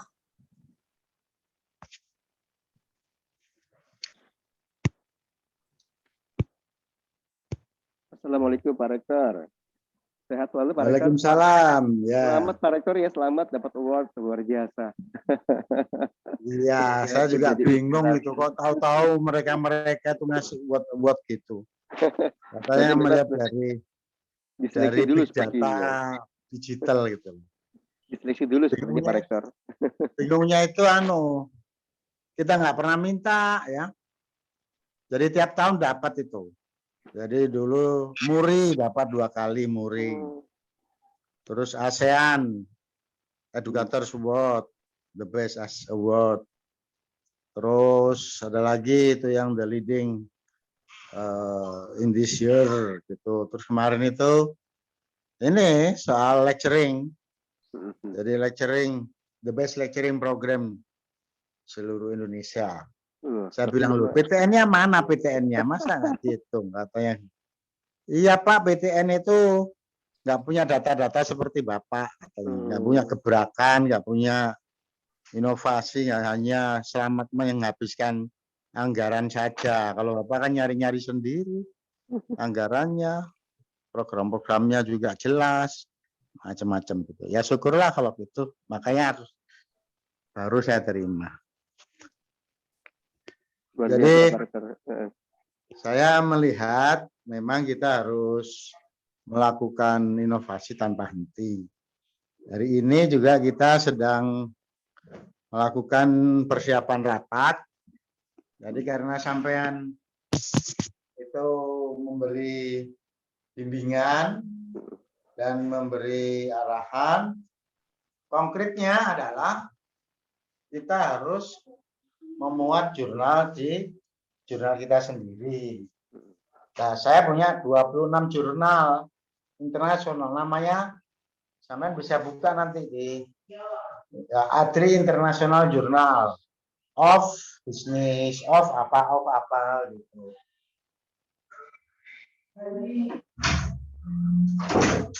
Jadi nanti malam saya rapat untuk pengelola. Bu Lila mungkin bisa di-sharekan ke Pak Rama 26 jurnal internasional kita yang sudah berjalan 3 tahun. Hanya masalahnya perang mafia jurnal ini ketat, bukan main Pak, kencangnya. Jadi memang ada perang mafia di Rembang. Jadi kami ini di-hacker terus. Karena di sini di Indonesia juga kepanjangan tangan mafianya Scopus juga luar biasa. Saya katakan itu juga kepada Dirjen waktu itu Pak Ali Lufron.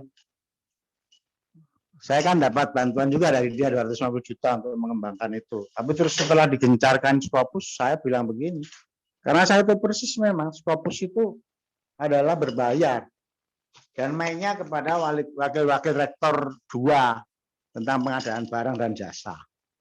Nah itu mereka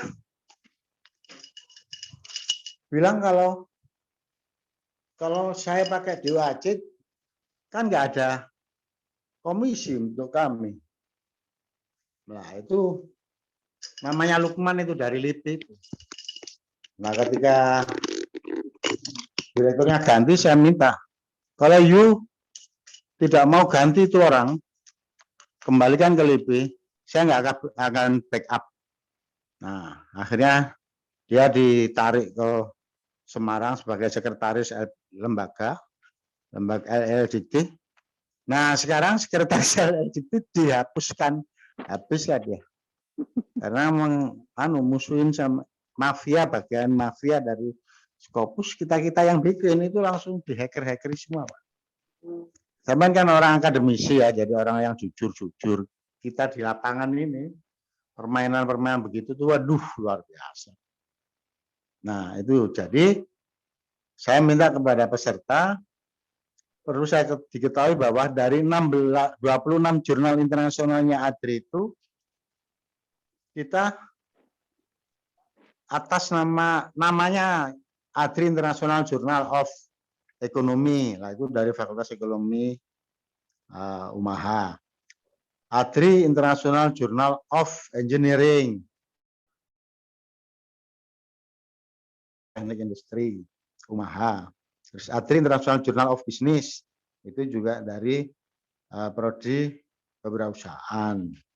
Kemudian ADRI International Journal of Health, itu dari Fikes UMAHA. Kemudian ADRI International Journal of Law, itu dari Fakultas Hukum. Jadi ada 6 yang dikelola oleh UMAHA yang nanti malam akan kita rapatkan secara internasional, karena kalau internasional jurnal itu kan reviewernya internasional, pengelolanya internasional, author harus dari internasional, dan itu sudah lama kita jalan. Jadi saya mohon nanti Alhamdulillah kasih share ke Pak Rama. Saya juga ngelamar ini ke Pak Rama supaya berkenan menjadi reviewer jurnal-jurnal yang berbasis dari data sharing itu, yang kayak apa yang nanti masuk ke dalam yang ADRI International Journal. Jadi nanti kita sudah punya 250 reviewer, manager, ada juga yang UJS-nya, ya. Dan kita juga melakukan di UMAHA ini juga yang saya sebut tadi itu, mereka adalah para pengelola yang sudah lulusan DOAJ indexing, Pak. Jadi pelatihan DOAJ langsung kami datangkan dari Nederland, Inggris, sama India, seminggu dilatih di Bali. Makanya untuk indeks itu sudah biasa teman-teman di UMAHA ini, karena mereka menjadi ambasador DOAJ. Jadi kalau masuk ke DOAJ yang indeks itu, teman-teman di sini, kami di sini ada 4 orang ya, yang sebagai dari 40 peserta hanya 10 yang menjadi ambasador DOAJ di Indonesia. Nah, 4 itu ada di UMAHA.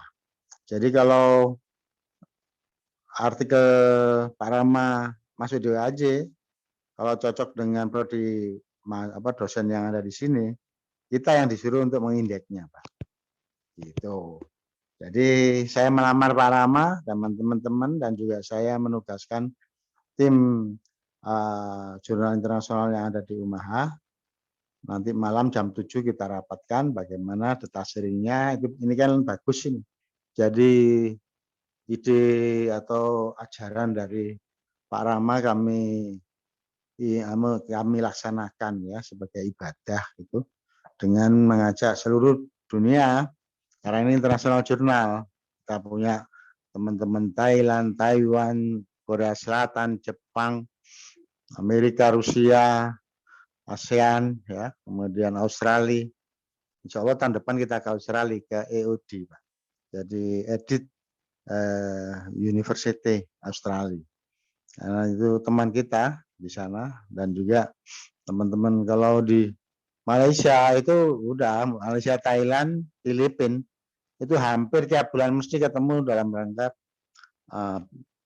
Bintek kayak apa, dalam rangka internasional conference dan lain-lain sebagainya. Terima kasih Pak Rama, mohon bersedia menjadi reviewer dari ADRI International Journal. Oke, Terima terima kasih banyak Pak Rektor, saya sudah cek, luar biasa ya. Ada banyak jurnal Pak Rektor ya. Dari saya sudah buka ke website juga, ada ADRI International Science Education gitu kan. Kemudian juga vocational education, lengkap sekali Pak Rektor. Jurnal Ya. tematik teknologi, saya kira ini udah platform jurnal yang sudah established ya. Jadi diharapkan sih mungkin Indonesia gak perlu lagi pusing dengan jurnal yang memang yang bagus ya, bisa masuk ke ADRI gitu. Terima kasih banyak Pak Dekan atas kesempatannya dan juga atas kepercayaannya. Insya Allah saya bersedia untuk dijadikan salah satu dari reviewer di jurnal yang Pak Rektor kelola. Gitu ya. Alhamdulillah. Alhamdulillah. Bismillah Pak Rektor, saya bisa bantu dengan apa yang bisa saya lakukan gitu kan. Ya nggak jelek-jelek juga sih track record saya di jurnal gitu Pak Rektor, ya insya Allah bisa membantu Pak Rektor untuk hal apapun yang dibutuhkan dari UMAHA. Insya Allah saya bagian dari tanggung jawab gitu. Ya Pak Rektor. Terima kasih. Barakallah. Ini idenya dari mana Pak Rektor? Apanya? Ya? Ya, halo? Ya, ide-idenya dari mana Pak Rektor? Ide-idenya. Oh, Ide. itu idenya itu karena kita marah. Tahun 2016 waktu itu betapa seluruh dunia itu yang masuk ke internasional jurnal seluruh Indonesia PTN itu hanya 13 jurnal yang masuk ke dalam indeks Scopus.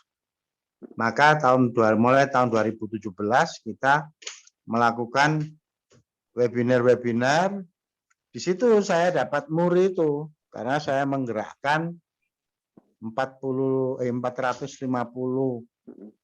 rektor untuk membuat webinar international conference dengan juga proceeding terbanyak. Jadi kita punya proceeding banyak sekali ya, karena kita paralelnya itu banyak. Memang eventnya satu, tapi paralelnya shiftnya itu banyak, sehingga ada sekitar berapa ratus proceedings gitu ya. Nah, kita bawa ke, kalau pemakaran terbanyak kan sudah ada, tapi ini proceeding terbanyak. Nah, ini MURI melihatnya, oke, dicek ternyata nggak ada yang sama dengan itu. Kemudian yang kedua, kita juga nggak bisa ini kalau dulu kan peraturannya proceeding jurnal itu kan harus 6 wilayah. 6 wilayah dengan 6 perguruan tinggi di luar perguruan tingginya. Nah, terus saya bilang, wah, nggak bisa ini kita melakukan itu, peraturan itu bullshit, itu omong kosong itu. Apalagi BTS-BTS yang baru gitu. Ayo kita kumpul, ayo kita buat kota kolaborasi, paling enggak 6 perguruan tinggi. Nah, 6 perguruan tinggi kita bikin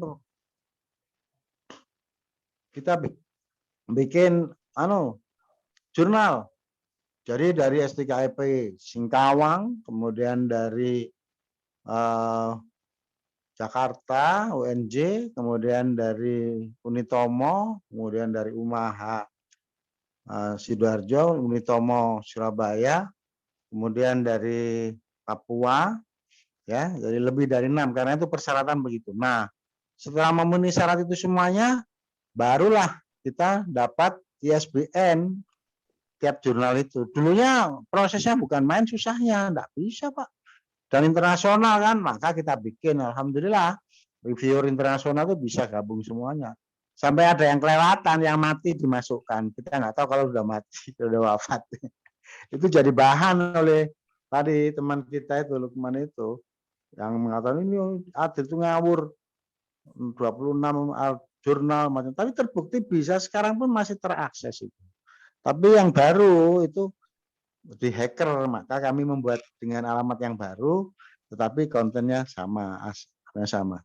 Jadi idenya itu karena kemarahan peraturan itu. Kalau orang lain marahnya itu demo ke DPR gitu ya. Kalau kita enggak ada peraturan begitu, kita susah nggak, kita lakukan lobby-lobby dengan kementerian. Kemudian kita lakukan siapa ini sasarannya, kita kumpulkan dosen-dosen. Termasuk kita juga dapat muri yang ketiga. Apa itu? Bagaimana kita ini supaya bisa bekerja sama untuk menjadi donor dari DOAJ.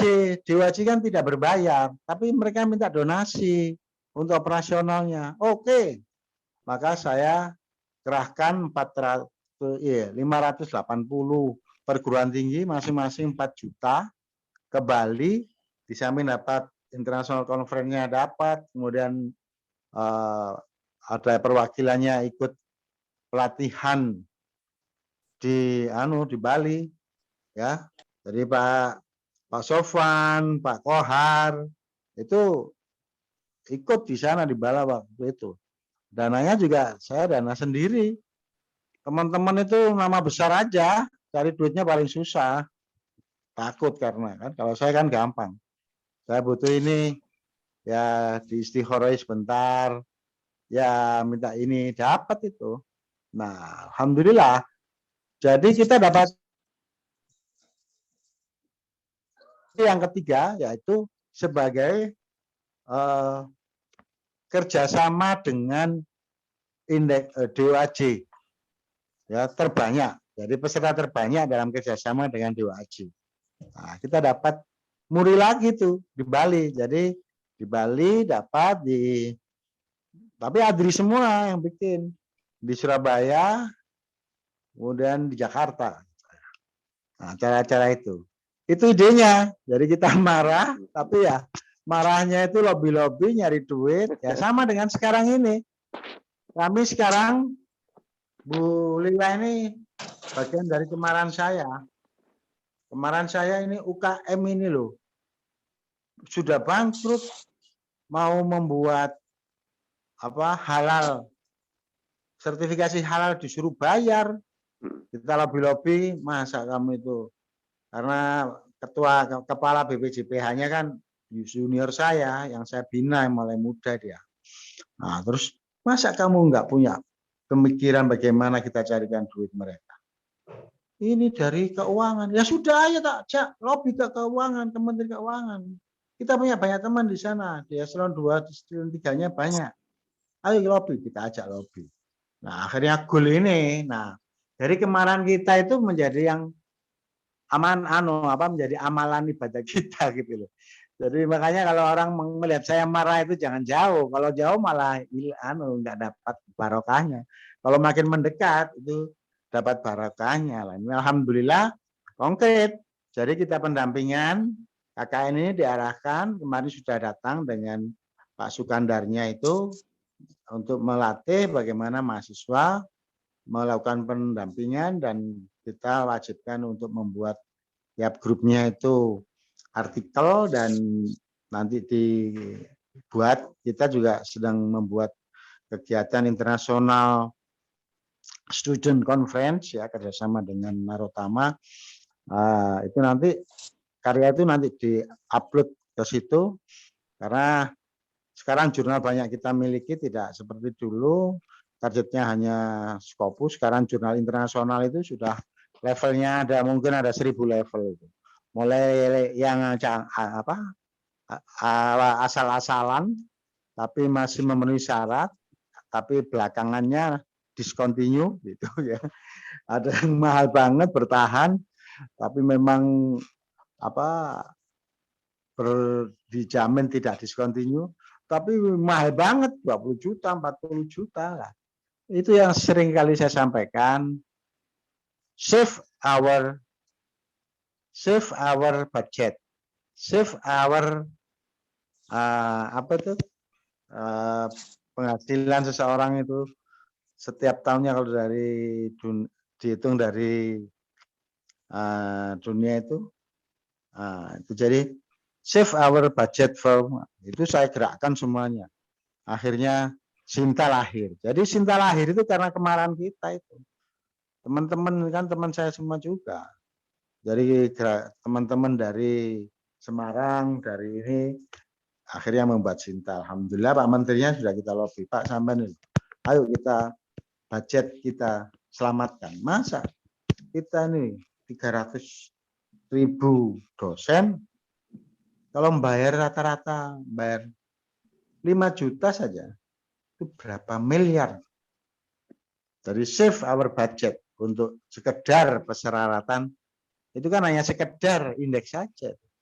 Bukan menyusunnya, bukan menelitinya, bukan membuat artikelnya, bukan terjemahan bahasa Inggrisnya, bukan itu. Tapi untuk penguploadan saja itu sudah segitu. Karena nama besar. Itu latar belakangnya Pak Rama.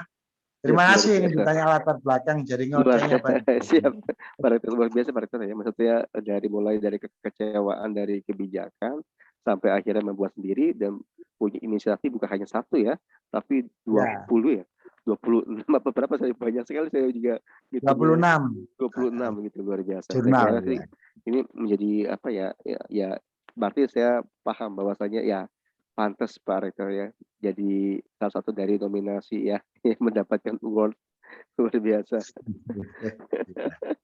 Oke, itu makanya saya berharap nanti ada yang menjadi Fatoni kedua, ketiga sampai 1 juta Fatoni gitu. Ya, saya kira dengan adanya kita Siring itu saya bangga banget ini. Ya. Amin.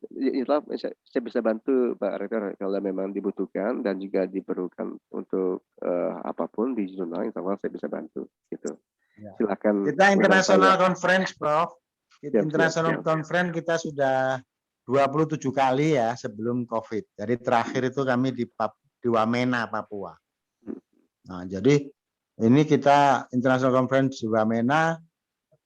Kalau internasional kan minimal kan 4 narasumber lah. Itu teman-teman dari Jepang, Thailand, ya Jepang itu Mr. Tom, kemudian Thailand itu Pak Syafi'i, Pak Sukri Lanpute, kemudian dari Malaysia itu Pak Abdillah.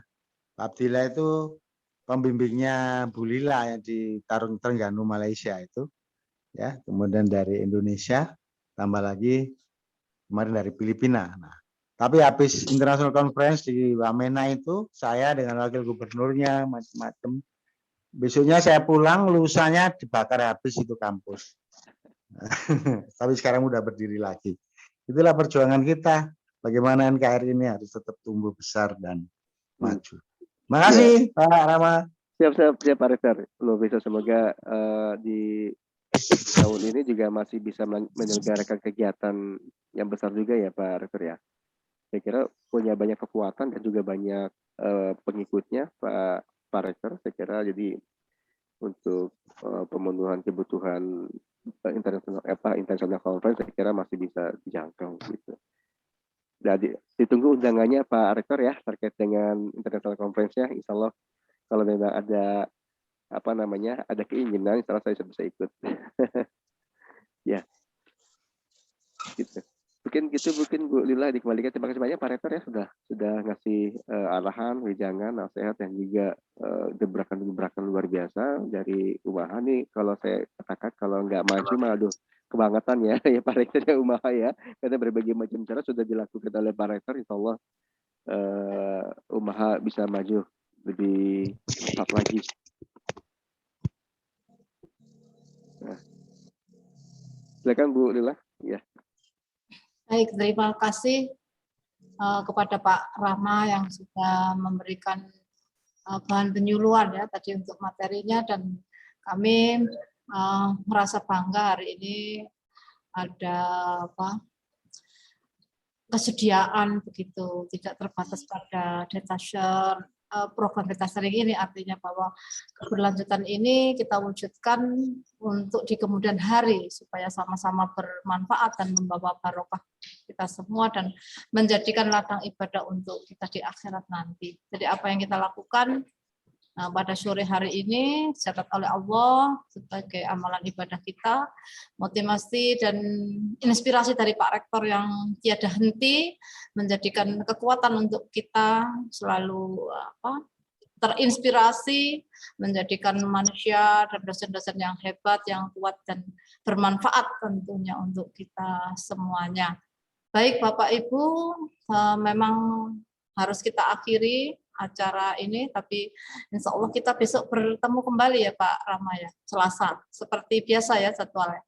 Iya, kemudian Bu Lila dimohon untuk disiapkan juga bahan selanjutnya ya, untuk penyuluhan ya Bu Lila.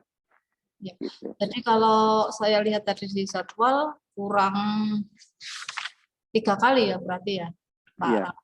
Nah, mungkin kaitannya bisa langsung ke bagian ke UMKM ya Bu Lila ya. Jadi penyuluhan-penyuluhan yang terkait dengan UMKM karena ini kan isu sentral dari Pak Rektor gitu. Kemudian juga topik dari KKN. Maksud saya tuh saya ingin asesmennya itu betul dulu gitu ya. Jadi targetnya betul dulu. Jadi kan kegiatan tanpa disiapkan semata mungkin, takutnya nanti kegiatan itu akan kegiatan belaka, rutinitas belaka. Tetapi saya mau sih memang berinci misalkan apa yang belum, apa yang sudah, kemudian juga bagaimana cara asesmennya, kemudian bagaimana menggunakan kegiatan tersebut untuk dijadikan sebagai data laporan dan data jurnal.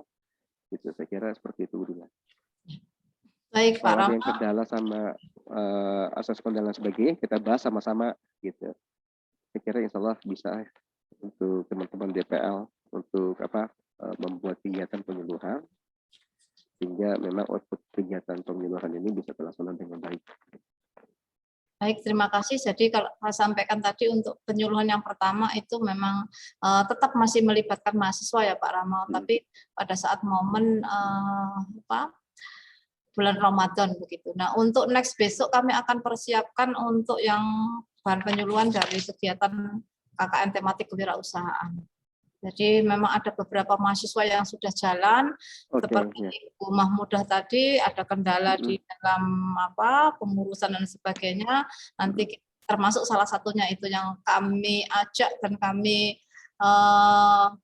telepon ya. Memang harus kami telepon Pak Rama, tidak hanya di Japri tapi di telepon sudah sejauh mana kesiapannya besok harus tampil begini dan termasuk dengan mahasiswa dan sebagainya itu memang harus kami pastikan untuk kehadirannya di acara data sharing jam 14 sampai jam 16. Sekali lagi terima kasih atas kehadirannya. Satu lagi mungkin Bu Lila terkait dengan buku Bu Yanti, saya sudah kirimkan revisinya ke Pak Khairul gitu ya. Jadi mungkin bisa direvisi gitu ya.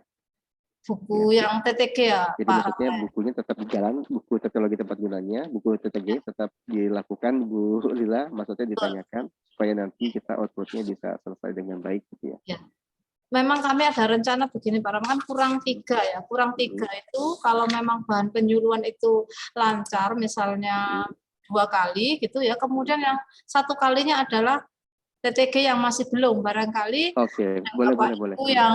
yang ingin konsultasi tentang TTG-nya kan kemarin cuma 1 ya, karena mungkin ada dari prodi-prodi yang lain kami masih memberikan kesempatan sehingga total 3 itu bisa jadi nanti 2 kali untuk presentasi bahan penyuluhan, kemudian yang 1 kali lagi ya boleh bahan penyuluhan dan memang teknologi tepat guna, artinya yang seperti kemarin itu presentasinya. Iya, boleh. Nah, kemudian mungkin disiapkan juga nanti harus mempersiapkan persiapan ISBN-nya ya Bu Lila ya. Jadi maksudnya kalau memang sudah fix kayak misalkan Bu Yanti, kita coba diulas lagi, dikirimkan ke saya ya. Kalau memang sudah bagus nih Bu, langsung didaftarkan, saya kira sudah bisa langsung gitu. ISBN dan yang ber-IKP ya Pak Rama. Ya semoga LPPM Umaha itu bisa memfasilitasi dosen-dosen ya yang sudah bersedia mau di coaching bukunya gitu di program ini. Baik, nanti kami sampaikan ke Ketua LPPM Pak Khairul Nifat. Itu saja Prof, ada lagi? Sudah saya kira. Baik Bapak Ibu, besok kita berjumpa kembali pada acara program Detaser yang sama untuk presentasi bahan penyuluhan. Terkait siapa-siapa namanya dan kesiapannya, insya Allah nanti kami akan sampaikan ke grup dan kami berikan gambaran minimal 2 ya Pak Rama ya, 2 atau 3 ya yang biar lebih seru begitu, lebih semangat. Dan harapan kami memang kami juga mengajak mahasiswa untuk hadir jadi DPL-nya didampingi oleh mahasiswanya. Nah, karena kan ya tahu teknis ya, jadi tahu teknis pelaksanaan ya Bu Lula. Iya, tahu teknis di lapangan itu kan lebih banyak mahasiswanya, kendala-kendalanya kan untuk dosen kan mendampingi dan mencarikan solusi. Terima kasih atas kehadiran Bapak Ibu semuanya. Terima kasih Pak Rama yang sudah memberikan materi, tidak hanya materi ya, ini silaturahmi yang tidak hanya berhenti sampai di sini ya. Kami harapkan untuk berkelanjutan di kemudian hari. Terima kasih Pak Rektor juga atas inspirasi, motivasi dan yang tidak ada hentinya intinya untuk kita sebagai dosen dan umaha tentunya. Baik, saat kita akhiri dengan bacaan hamdalah bersama-sama. Alhamdulillahirabbil alamin. Acara berjalan dengan lancar. Mudah-mudahan kita dipertemukan esok hari. Salam sehat dan semoga kita selalu dalam lindungan Allah Subhanahu wa taala. Terima kasih Pak C, Pak Aksan, Bu Titi, Pak Rektor, Bu Ratna, Pak Matur nuwun. Terima kasih banyak Bapak Ibu semuanya. Terima kasih Pak Rama.